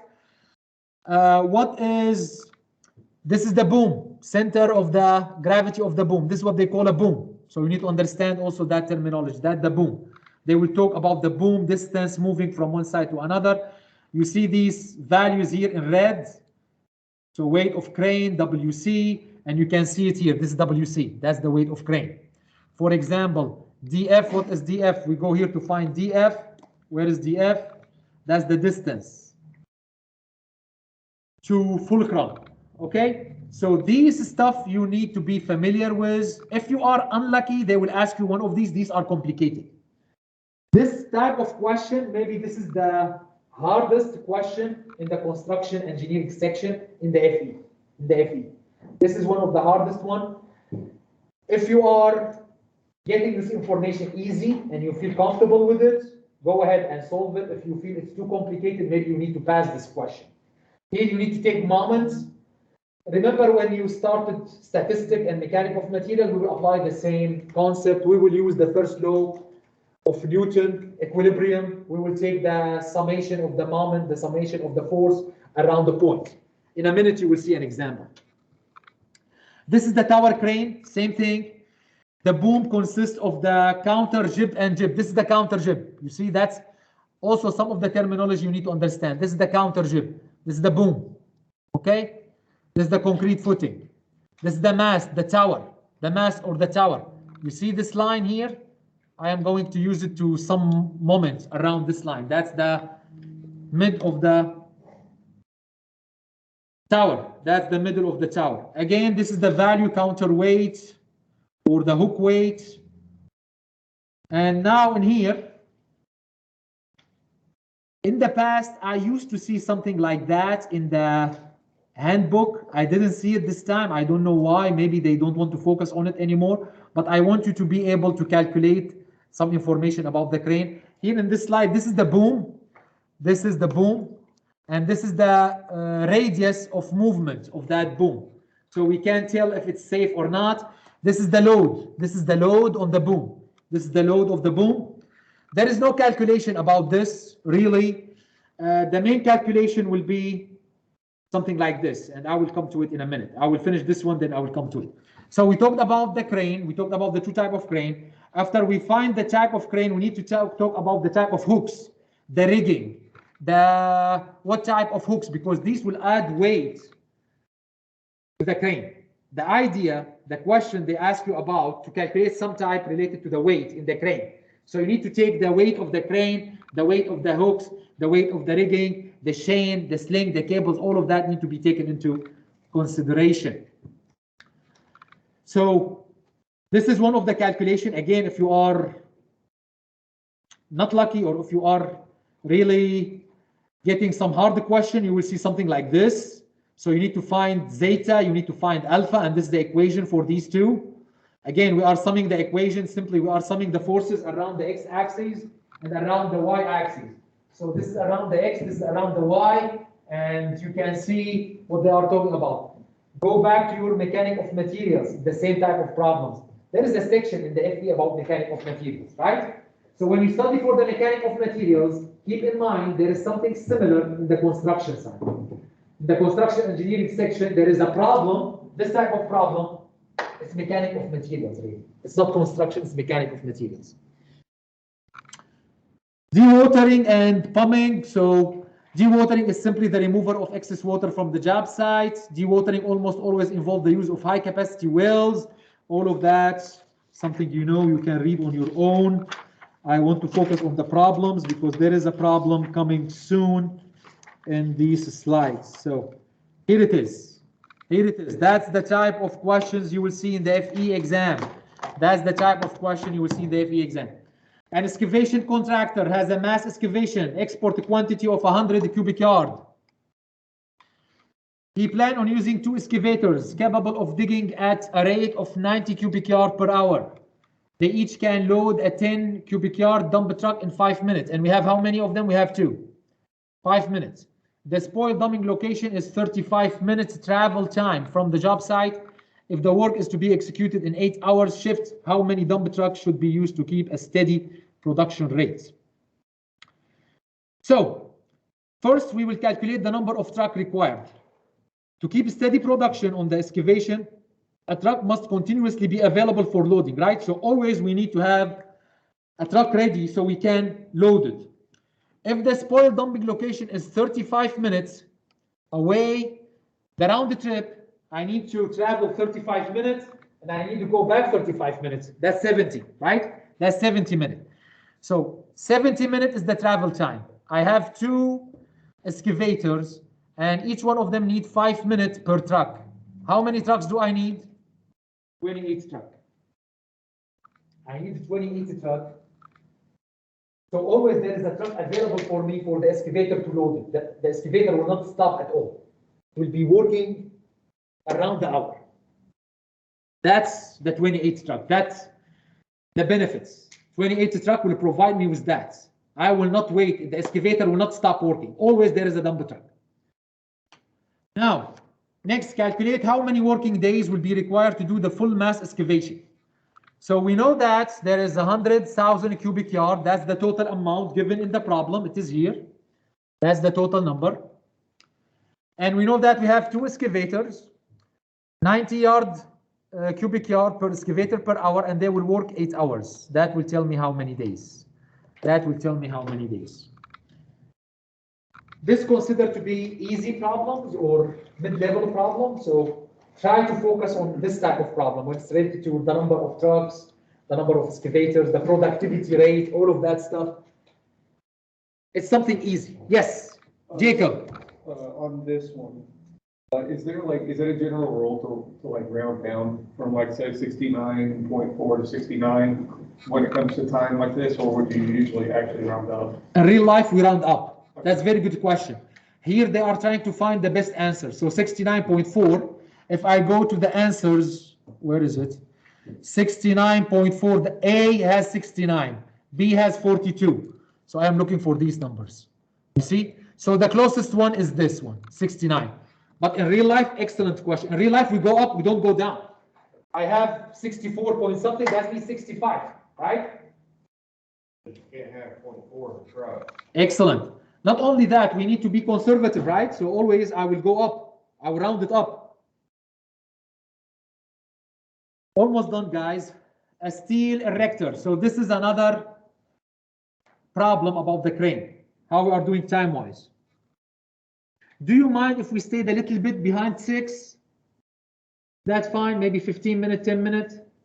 No, yes, we don't like that. I will try to finish it, but I don't want to rush too much. Okay, so this is another problem, and this is also one of the complicated problems. This is related to the crane. As I said, there is 2 or 3 types of problems in a crane. You may not see them at all in the FE exam. If you are unlucky, you may see one. Simply, we are going to use mechanic of materials. So I will explain a little bit about this. So here we have PC. What is PC again? This is the picking weight. Right? DL, what is DL? That's the main boom's distance. DL, main boom's distance. What is WH? That's the weight of hook. WC, what is WC? That's the quantity of counterweight. All of this information is provided in the previous slide. You remember when we have this terminology and we have the red? I put them in red. So that's explain each one of these. Now, we are going to sum actually the moment around the mast. This is the mast. Okay? Or that's the tower. So this point here, that's where I am going to sum this moment. I have minus 3,250. That's given. That's this number. Why it's minus? Because it's going counterclockwise. Do you remember the right hand rule? Counterclockwise is minus, plus 0. What is the 0? The 0 is the hoisting weight. We don't have hoisting weight. Another problem, maybe they will give hoisting weight, so you need to understand, you need to add it. You multiply it by 1 196. What is the 196? That's the distance they gave us, right? That's the distance. That's DL. That's DL. That's DL. This is DL. Then you will take the 100 pound per feet. What is the 100 pound per feet? That's the weight of the boom.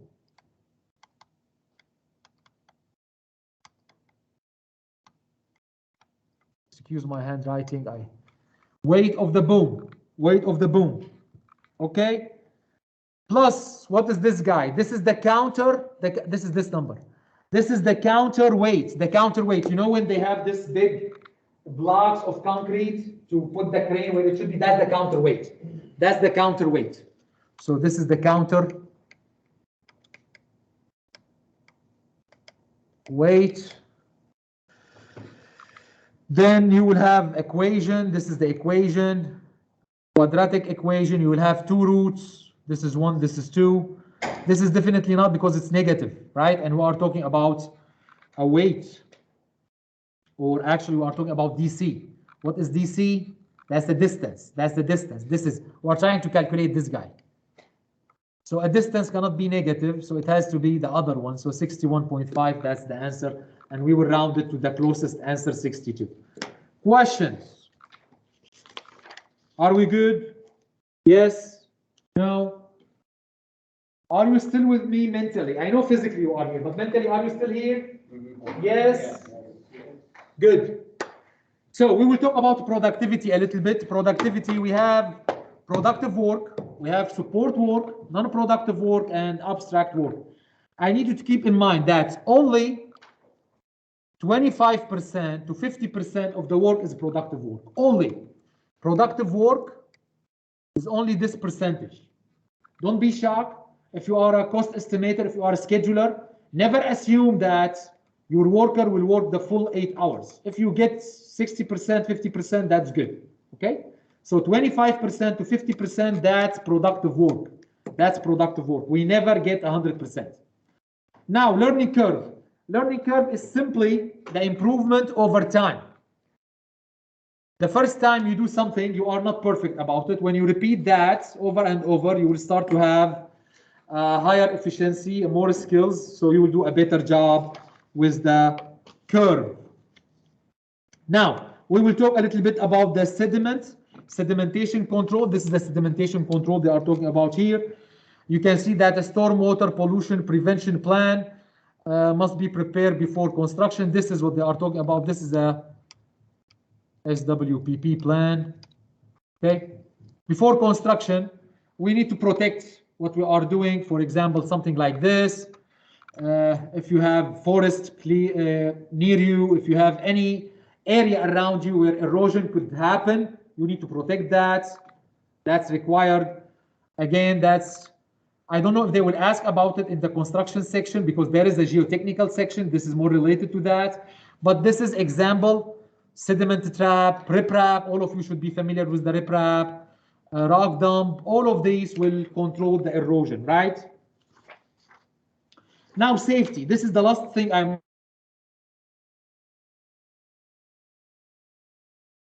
5 will be done.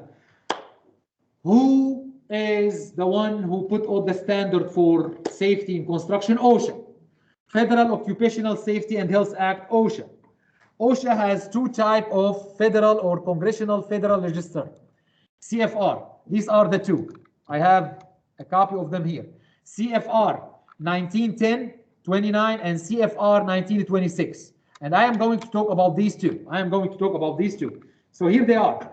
OSHA 29, CFR 1910 cover the following. OSHA CFR 1926 cover the following. You probably will have a question about safety. Safety is something very important in construction. Safety, you will have a question about scheduling for sure. You'll have a question about safety for sure. The rest, it depends on luck. But there is a question about safety. Safety is important.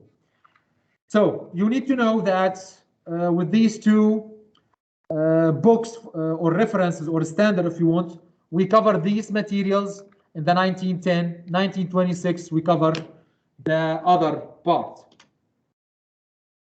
Soil classification and safety. We have three types of them, type A, type B, type C. Type A, soil are cohesive soil with unconfined compression strength of 3000 psf. Again, this is probably will be covered in the geotechnical, but it affects safety, it affects us. If the soil is weak, we need the trenches. That's all of this talking, we will result in what? Adding trench or not. From construction point of view, I am not a geotechnical guy, but I want to know the type of soil because that will affect if I need a trench or not. Do I need mechanical trench or I need a wood trench or what type of trench I am talking about? Type B soil are also cohesive. Type C soil are also cohesive, and the different PSI in the strengths, that's what we have in difference between all of those three. And here also we are talking about trenching and excavation. This is important one. I want you to know that anytime we dig deeper than 5 feet in all type of soil, we need to be protected.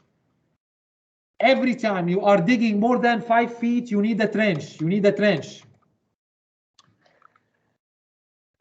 C requirement can be used for a trench up to 20 feet deep. That's the C requirement. This is type C, and this is the requirements that the thickness and everything and what type of temperature can handle and all of that stuff. So the takeaway of this, I don't expect them to ask you about the details of each one, for example, 25, which one, but I expect them to ask you about the top one. Anytime you dig deeper than 5 feet, you need a trench. That's the general rule. That's the general rule. You need to know that. You need to know that. Here, safety again, in each site, you will have first of all training in safety. The first day when you go to work in the construction, they will give you some type of training in safety, maybe related to OSHA 10 hours training. That's standard for the majority of the construction companies. You will learn about the chemical hazard. The chemical hazard, we have a sticker called the material safety data sheet. The material safety data sheet, it tells you what type of PPE you need to use, personal protection equipment, and will tell you what type of hazard. So the color, this is red, that's mean fire hazard. This is yellow, that detonate, shocks, violent chemical, unstable if heated. So you need to understand the color coding meaning for each one of them.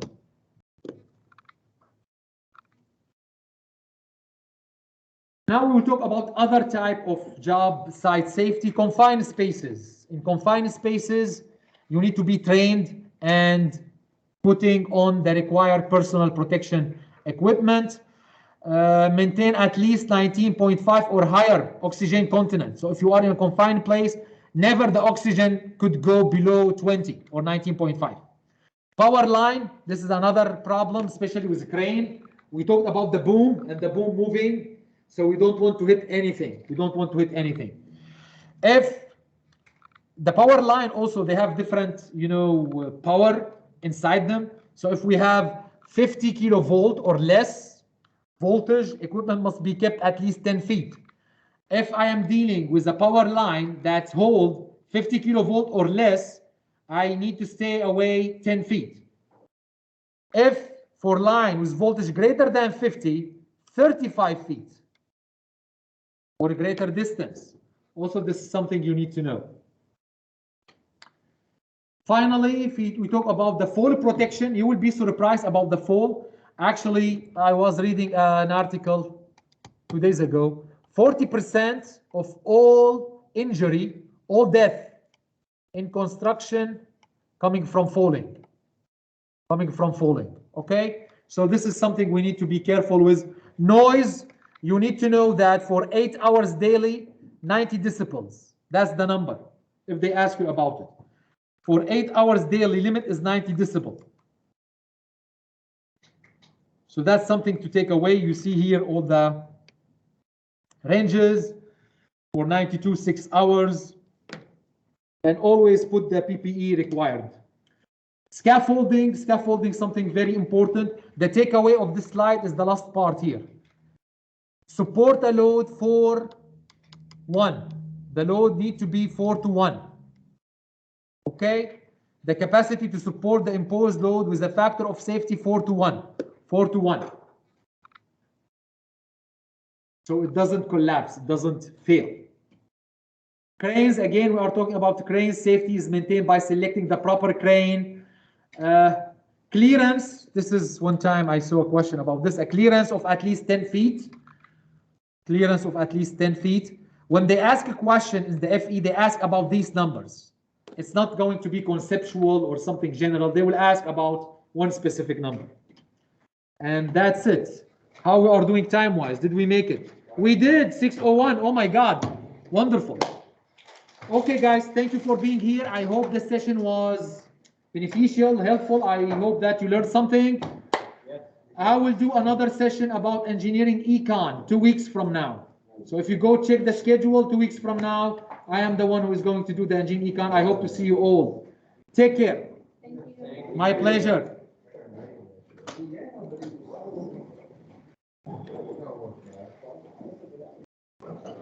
Thank you, Dr. Alvarado. My pleasure, anytime. Thank you.